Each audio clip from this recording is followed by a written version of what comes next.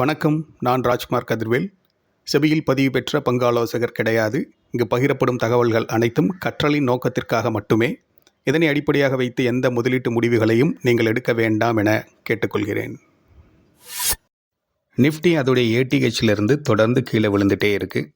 26,277 February 14 இன்னைக்கு 22,774 அப்படிங்கிற ஒரு லோ லெவலுக்கு விழுந்திருக்கு. கிட்டத்தட்ட 3,503 புள்ளிகளை இழந்திருக்கு. அதோடைய ஏடிஹெச்லேருந்து பார்க்கும் பொழுது பர்சன்டேஜில் சொல்லணும் அப்படின்னா 13.37% ஏடிஹெச்லேருந்து ஃபால் ஆகியிருக்கு. நிஃப்டியோடைய ஹிஸ்ட்ரியில் இந்த மாதிரி 10% ஆர் மோர் தென் 15%, 20% இந்த மாதிரி ஃபால் எல்லாம் எப்போ நடந்திருக்கு அப்படின்னு அதோடைய ஹிஸ்ட்ரியை செக் பண்ணி பார்க்கும் பொழுது சில முக்கியமான இன்ட்ரெஸ்டிங் டேட்டாவை கேட்ச் பண்ண முடிஞ்சுது. அதை உங்ககிட்ட நான் ஷேர் பண்ணுறேன். கூடவே சார்ட் சொல்லக்கூடிய சில அடிஷ்னல் இன்ஃபர்மேஷனையும் இந்த வீடியோவில் நம்ம பார்த்துடலாம். பேர் மார்க்கெட் மேஜராக இருந்த பேரிஷான மார்க்கெட் எப்போல்லாம் இருந்திருக்கு அப்படிங்கிறத பார்ப்போம். 1992 ஹர்ஷத் மேத்தா ஸ்கேம் கேள்விப்பட்டிருப்பீங்க. வெப்சீரிஸ் கூட வந்திருக்கு, நீங்கள் பார்த்துருந்துருப்பீங்க. அந்த ஸ்கேம் அந்த நியூஸ் வரும்பொழுது மார்க்கெட் ஒரு பேரிஷான ஒரு வியூவில் உள்ளே போகுது. அந்த டியூரேஷன் பேர் மார்க்கெட் எவ்வளோ மாதங்கள் இருந்தது அப்படின்னா 12 months இருந்துச்சு. அப்போது மார்க்கெட் எவ்வளோ ஃபால் ஆச்சு அப்படின்னா 56% ஃபால் ஆச்சு. அதுக்கப்புறம் அந்த ஃபால் அப்படியே கண்டினியூ ஆகி போயிட்டே இருக்க கிடையாது. 56% ஃபால் நடந்ததுக்கப்புறம் 74% அதுக்கப்புறம் ரெக்கவரி ஆச்சு. அந்த ரெக்கவரிக்கு எடுத்துக்கிட்ட டியூரேஷன் 30 months. அதுக்கடுத்து 1996, 98 இந்த 2 வருஷத்துக்கு இடைப்பட்ட காலத்தில் ஒரு crisis, Asian financial crisis and political instability, இந்த காரணங்கள்னால மார்க்கெட் கீழே விழுந்துச்சு. 40% அப்போ ஃபால் ஆச்சு. அதுக்கப்புறம் ரெக்கவரி வந்துட்டு 68%. இந்த ரெக்கவரிக்கு எடுத்துக்கிட்ட டியூரேஷன் 20 மாதங்கள். அதுக்கடுத்து 2001 .com பபுள் அப்படின்னு ஒரு ரீசன் அப்போ வந்துச்சு. இப்போ கூட நம்ம ஏஐ பபுள் அப்படின்னு ஃப்யூச்சரில் ஃபேஸ் பண்ணுவோம் அப்படின்னு இப்போ ஃபோர்காஸ்ட் பண்ணிக்கிட்டு இருக்காங்க. அதை விட்டுருவோம். அந்த 2001 18 months ஒரு பேர் மார்க்கெட்டில் நம்ம இருந்தோம் மேஜராக. அப்போது 55% நம்மளுடைய மார்க்கெட் ஃபால் ஆச்சு. அதுக்கப்புறம் ரெக்கவரி எவ்வளோ நடந்திருக்கு அப்படின்னா 90% ரெக்கவரி நடந்திருக்கு. அதுக்கு எடுத்துக்கிட்ட டியூரேஷன் 3 years, அதாவது 36 months எடுத்திருந்திருக்கு. 2008 global financial crisis, lemon brothers அப்படிங்கிற ஒரு பேங்க் வந்து கொலாப்ஸ் ஆச்சு யூஎஸில். அப்போது ஒரு பேர் மார்க்கெட்டில் நம்ம என்ட்ரானோம். குளோபல் மார்க்கெட்ஸ் எல்லாமே இப்படி தான் என்ட்ராச்சு. நம்மளும் உள்ளே என்ட்ரானோம். 13 months பேர் மார்க்கெட்டில் இருந்தோம். அப்போது மார்க்கெட் ஃபால் ஆனது 61%. அதுக்கப்புறம் ரெக்கவரி 157% நடந்திருக்கு. அந்த ரெக்கவரிக்கு எடுத்துக்கிட்ட டியூரேஷன் 24 months. அடுத்து 2011 யூரோசோன் டெப்ட் கிரைசிஸ் அண்ட் இன்ஃப்ளேஷன், இந்த காரணத்தினால பேர் மார்க்கெட்டில் என்டர் ஆனோம். அப்போது 12 months வந்து இந்த பேர் மார்க்கெட்டில் இருந்துச்சு. 28% அளவுக்கு மார்க்கெட் ஃபால் ஆச்சு. அதுக்கப்புறம் ரெக்கவரி 52% நடந்திருக்கு. இதுக்கு எடுத்துக்கிட்ட டியூரேஷன், ரெக்கவரி டியூரேஷன் 15 months. அடுத்து 2015-16 China slowdown and Brexit fears. பிரெக்சிட்னு ஒன்று போயிட்டு இருந்துச்சப்போ சைனாவில் வந்து அவங்களுடைய எக்கானமி ஸ்லோ டவுன் ஆச்சு. இந்த காரணங்கள்னால குளோபல் எக்கானமி எல்லாமே வந்துட்டு ஒரு ஸ்லக்கிஷான ஒரு ஸ்லோ டவுனை ஃபேஸ் பண்ணிக்கிட்டு இருந்துச்சு. அப்போ ஒரு பேர் மார்க்கெட்டில் உள்ள என்டர் ஆனோம். ஒரு 9 months வந்து அந்த பேரிஷான ஒரு ட்ரெண்ட் வந்து கண்டினியூ ஆச்சு. அப்போது மார்க்கெட் 23% ஃபால் ஆச்சு. ரெக்கவரி வந்து 42% நடந்துச்சு. அதுக்கு எடுத்துக்கிட்ட டியூரேஷன் 12 months. அடுத்து 2020 எல்லாத்துக்குமே நல்லா தெரியும். கோவிட் பேண்டமிக்கில் குளோபல் மார்க்கெட்ஸ் எல்லாமே வந்துட்டு கிராஷ் ஆச்சு. அப்போது அந்த பேர் மார்க்கெட் ஜஸ்ட் 2 months மட்டும்தான் அது இருந்துச்சு. ஏன்னா அது வந்து ஒரு ஃப்ளாஷ், ஜஸ்ட் ஒரு 2 months வந்துட்டு திரும்ப வந்து நார்மலான ஒரு அஸ்யூஷுவல் மார்க்கெட் மூவ்ஸ்க்கு வந்துட்டு திரும்ப வந்துருச்சு. அந்த 2 months வந்துட்டு ஃபால் ஆன பர்சன்டேஜுடைய ரேஷியோ வந்து அதிகம். ஏன்னா அது வந்து ஒரு பேனிக் செல் ஆஃப் நடந்துச்சு. 39% வந்து நம்ம மார்க்கெட் ஃபால் ஆச்சு. அதுக்கப்புறம் ரெக்கவரி உங்களுக்கு நல்லாவே தெரியும்.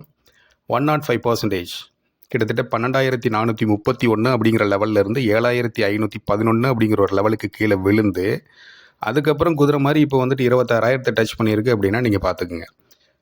இதில் முக்கியமாக அந்த விழுந்த இடத்த திரும்ப கேட்ச் பண்ணிக்கிறதுக்கு எடுத்துக்கிட்டது 12 months. 2021 அதை வந்து ரீக்ளைம் பண்ணிட்டாங்க அந்த லெவல்ஸை.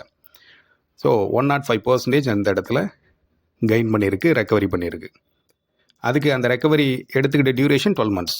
2022 அந்த Jio political tension, Russia Ukraine வார், அதனால் நடக்கக்கூடிய இன்ஃப்ளேஷன், இதை காரணமாக வச்சு ஒரு பேர் மார்க்கெட்டில் ஒரு 6 months வந்து நம்ம என்டர் ஆகியிருந்தோம்.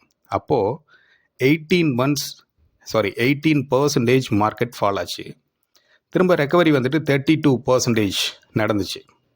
இதுக்கு எடுத்துக்கிட்ட டியூரேஷன் 10 months. ஸோ இதில் நம்ம தெரிஞ்சுக்க வேண்டிய விஷயம் என்ன அப்படின்னா, பேரிஷான ஒரு மார்க்கெட்டுக்குள்ளே என்டர் ஆகிறோம் அப்படின்னா மார்க்கெட் அப்படியே பேரிஷாக கீழே போயிட்டு மொத்தமாக நியூட்ரலுக்கு, ஜீரோவுக்கு போயிடும் அப்படின்னு நினைக்கிறதெல்லாம் வந்துட்டு தவறு. கீழே விழுந்து திரும்ப எழும். இது வந்து மார்க்கெட்டுடைய நேச்சர். ஜிக்ஸாக்டில் போகும். ஒரு valuation reason, some other geopolitical tension or whatever, ஏதோ ஒரு நெகட்டிவ் கேட்டலிஸ்ட் மார்க்கெட் வந்துட்டு ப்ராஃபிட் புக்கிங்கை ஃபேஸ் பண்ணுது, ஏதோ ஒரு காரணங்கள், பேரிஷான ஒரு வியூவில் கீழே வந்துகிட்டே இருக்குது அப்படின்னா அப்படியே மொத்தமாக கீழே போயிடாது. ஒரு குறிப்பிட்ட ஜோன் வரைக்கும் போயிட்டு திரும்ப அது ரெக்கவரி ஆகும். இது பாயிண்ட் நம்பர் 1 நம்ம மைண்டில் ஃபிக்ஸ் பண்ணணும். ரெண்டாவது, அதுக்கு டியூரேஷன் எடுத்துக்கும் அப்படிங்கிறது மைண்டில் ஃபிக்ஸ் பண்ணணும். இன்வெஸ்டர்ஸுக்கு பிரச்சனை இல்லை, பட் த ட்ரேடர்ஸ் அவங்க வந்து லெவல்ஸ் எக்ஸ்ட்ராக்ட் பண்ணி வச்சுக்குவாங்க. பட் அந்த லெவல்ஸ் குயிக்காக வந்துடும் அப்படிங்கிற ஒரு தோரணையிலேயே அவங்க எதிர்பார்த்துட்டு இருப்பாங்க. பட் அது நடக்காது. நம்மளை பொறுத்த வரைக்கும் அந்த வேகம் அப்படிங்கிறது டைமில் அது நடக்கவே நடக்காது. டைம் டியூரேஷன் அப்படிங்கிறத எடுத்துக்கும் அப்படிங்கிறத நம்ம கவனத்தில் வச்சுக்கணும். ஸோ இப்போது இதை காரலேட் பண்ணி பார்க்க முடியுமா? 13.37% இப்போ வரைக்கும் விழுந்திருக்கு ஏடிஹெச்லேருந்து. இன்னும் 15%, 20% அந்த மாதிரிலாம் போகலை. இந்த பார்த்துருந்த நம்ம டேட்டாலேயே வந்துட்டு 2022 ஒரு 18% கீழே விழுந்திருக்கு. இப்போ இருக்கிறதுல வந்துட்டு நீங்கள் ஒரு 20% அப்படின்னு வச்சுக்கிட்டா கூட 7,000 புள்ளிகள், 13% வந்துட்டு உங்களுக்கு 3,500 புள்ளிகள் அப்படின்னா ஒரு 20% அப்படின்னா உங்களுக்கு எவ்வளோ வரும்? 2,600 + 2,600 கிட்டத்தட்ட வந்துட்டு ஒரு 5,300 புள்ளிகள். 5,300 புள்ளிகள் அப்படின்னா 26,300னே வச்சுங்க. 26,300லேருந்து 5,300 புள்ளிகள் அப்படின்னு கழிச்சிங்கன்னா 21,000 அப்படிங்கிறது நிஃப்டி வந்து காட்டும் அந்த இடத்துல. 20% கீழே போகும் அப்படின்னு அந்த இடத்துல சொல்ல வரல, சரிங்களா? இந்த பேரிஷான ஒரு ட்ரெண்ட் அப்படி கண்டினியூ ஆகுது அப்படின்னா ஒரு சில பர்சன்டேஜ் கீழே டவுன் ஆகும் பொழுது குறிப்பிட்ட லெவல்ஸை டெஸ்ட் பண்ணுறதுக்கான பாசிபிலிட்டிஸ் இருக்கும். ஸோ இதை நம்ம மைண்டில் ஃபிக்ஸ் பண்ணிக்கணும். நிஃப்டி 23,807 22,774 அப்படிங்கிற அளவுக்கு விழுந்திருக்கு இந்த கடைசி 8 ட்ரேடிங் செஷன்ஸில். ஜான்வரி மந்த்துடைய லோ 22,786 பிரேக் பண்ணியிருக்கு அப்படிங்கிறத பார்க்க முடியுது. இந்த மாதிரி நிஃப்டி கண்டினியூஸாக 8 ட்ரேடிங் செஷன்ஸ் தொடர்ந்து விழுந்துட்டு இருக்கிறது இப்போ பார்க்குறோம் இல்லையா? இதே மாதிரி இதுக்கு முன்னாடி எப்போ நடந்திருக்கு அப்படின்னா 2023 February 16 தொடர்ச்சியாக 9 ட்ரேடிங் செஷன்ஸ் கீழே விழுந்திருக்கு. அடுத்து வந்த 10th ட்ரேடிங் செஷனில் தான் அந்த ட்ரெண்ட் வந்து ரிவர்சல் ஆகிருக்கு. இப்போது 8 ட்ரேடிங் செஷன்ஸ் நம்ம கண்டினியூஸாக ஃபாலோ பார்த்துட்ருக்கோம். ஸோ கம்மிங் டேஸில் ஒரு சின்ன ரிவர்சலை கொடுக்குமா அப்படிங்கிற ஒரு கொஷின் வந்து எழத்தான் செய்யுது. யூஸ்வலாக மார்க்கெட் வந்துட்டு டவுன் ட்ரெண்டை ஃபாலோ பண்ணுது அப்படின்னா தொடர்ச்சியாக அப்படியே கீழே போயிட்டே இருக்காது. ஒரு குறிப்பிட்ட தூரம் கீழே விழுந்து அதுக்கப்புறம் ஒரு சின்ன ஒரு பவுன்ஸ் பேக் கொடுத்து ரிட்ரேஸ்மெண்ட் கொடுத்து அதுக்கப்புறம் தான் திரும்ப அந்த டவுன் ட்ரெண்டை கண்டினியூ பண்ணோம். அடுத்து நிஃப்டி இப்போ தொடர்ந்து 4 மாதங்களாக பேரிஷான ரெட் கேண்டில்ஸையே கொடுத்துட்ருக்கு. குறிப்பாக சொல்லணும் அப்படின்னா ப்ரீவியஸ் மந்த்துடைய லோவை பிரேக் பண்ணி அதுக்கு கீழே க்ளோஸ் ஆகிட்டே வந்திருக்கு தொடர்ந்து 4 மாதங்களாக. எப்போ இருந்து? 2024 அக்டோபர்லேருந்து ஜான்வரி வரைக்குமே அப்படி தான் நடந்திருக்கு. ஈவன் இப்போது February மந்தில் ரன்னிங் மந்தில் ப்ரீவியஸ் மந்த்தாக இருக்கக்கூடிய ஜான்வரி மந்த்துடைய லோவை பிரேக் பண்ணி கீழே ஒரு லெவலை கொடுத்துருச்சு February. பட் இது வந்து ரன்னிங் மந்த், இன்னும் கம்ப்ளீட் ஆகலை. தொடர்ச்சியாக அந்த டவுன் ட்ரெண்ட் கண்டினியூ ஆகுமா அல்லது இந்த மந்த்து க்ளோஸ் ஆகும் பொழுது ஒரு சின்ன ரெக்கவரி ரிவர்சல் கொடுத்து ப்ரீவியஸ் மந்த்துடைய லோக்கு மேலே க்ளோஸ் ஆகுதா அப்படிங்கிறத நம்ம பொறுத்திருந்து தான் பார்க்கணும். அதுக்கு இன்னும் கொஞ்சம் ட்ரேடிங் செஷன்ஸ் இருக்குது. சரி, இதுக்கு முன்னாடி நிஃப்டியுடைய ஹிஸ்ட்ரியில் இந்த மாதிரி தொடர்ந்து 5 மாதங்கள் அல்லது அதுக்கு மேற்பட்ட மாதங்கள் நிஃப்டி கீழே விழுந்திருக்கா அப்படின்னு நிஃப்டியுடைய ஹிஸ்ட்ரியை அசஸ் பண்ணி பார்க்கும் பொழுது 1994 இந்த மாதிரி ஒரு சம்பவம் நடந்திருக்கு. 1994 செப்டம்பர்லேருந்து 1995 ஏப்ரல் வரைக்கும் தொடர்ந்து 8 மாதங்கள் நிஃப்டி டவுன் ட்ரெண்டை கொடுத்துருந்துருக்கு. அடுத்து 1996 ஜூலையிலிருந்து 1996 நவம்பர் வரைக்கும் தொடர்ந்து நிஃப்டி 5 மாதங்களாக டவுன் ட்ரெண்டை கொடுத்துருந்துருக்கு. அதுக்கப்புறம் ஹிஸ்ட்ரியில் பார்க்கும் பொழுது எந்த இடத்துலையும் இந்த மாதிரி தொடர்ச்சியாக 5 மாதங்கள் அல்லது அதுக்கு மேற்பட்ட மாதங்கள் அப்படிங்கிறதையே பார்க்க முடியல. ஈவன் கோவிட் டைமில் கூட குயிக்காக வந்துட்டு கீழே விழுந்து அப்புறம் குதிரை மாதிரி எழுந்தது. பட் இப்போ போயிட்டு இருக்கக்கூடிய இந்த மூவ்ஸ் 1994 1996 அப்படியே வந்துட்டு மேட்ச் பண்ணி கார்லேட் பண்ணி பார்க்க முடியுது அந்த இடத்துல. ஸோ இந்த பிப்ரவரி மந்த் வந்து ஜான்வரி மந்த்துடைய லோக்கு மேலே க்ளோஸ் ஆகுமா அல்லது மேலும் நிஃப்டி கீழே இறங்கி இன்னும் புது டவுன் சைட் லெவல்ஸை கொடுக்குமா அப்படிங்கிறத நீங்கள் தான் சொல்லணும். அப்படி இருந்தால் என்ன லெவல் இந்த பிப்ரவரி மந்தில் க்ளோஸ் ஆகிறதுக்கான பாசிபிலிட்டிஸ் இருக்குது அப்படிங்கிறத கமெண்ட்ஸில் மென்ஷன் பண்ணுங்கள், பார்க்கலாம். அடுத்து நிஃப்டியுடைய மந்த்லி டைம் ஃப்ரேமில் ஒரு சேனல் ஃபார்மேஷன் நம்மளால் பண்ண முடியுது. அந்த சேனலுடைய டாப் ட்ரெண்ட் லைனை ரீசெண்டாக எலெக்ஷன் டைமில் டெஸ்ட் பண்ண ட்ரை பண்ணியிருந்திருக்கு நிஃப்டி. பட் அந்த டாப் ட்ரெண்ட் லைனை டெஸ்ட் பண்ணலை. இப்போது இந்த கம்மிங் டேஸில் டெஸ்ட் பண்ணுறதுக்கான சான்சஸ் இருக்கா அப்படிங்கிறத பார்த்துக்கலாம். அதுக்கு முன்னாடி அந்த சேனல் எங்கே ஸ்டார்ட் ஆகுது, எங்கே கம்ப்ளீட் ஆகுது அப்படிங்கிறத சொல்லிடுறேன். 2021 அக்டோபர் மந்தில் 18,604 நிஃப்டி இருந்துச்சு.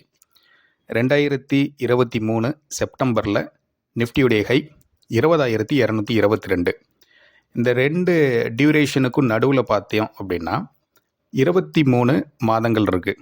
இந்த 23 மந்த்ஸும் நிஃப்டி 1,600 புள்ளிகளை மட்டுமே கெயின் பண்ணியிருந்த ஒரு புல்ஸ் டாமினேஷன் இருக்கக்கூடிய ஒரு கன்சலிடேஷன் ஃபேஸ் அப்படிங்கிற மாதிரி தான் அதை பார்க்க முடியுது.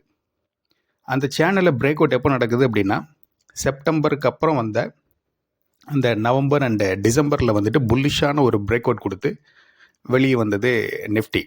அதுக்கப்புறம் ஏடிஹெச்சை ஃப்ரேம் பண்ணிச்சு, அங்கேருந்து கீழே விழுந்துட்டுருக்கு அப்படிங்கிறதெல்லாம் நமக்கு தெரியும்.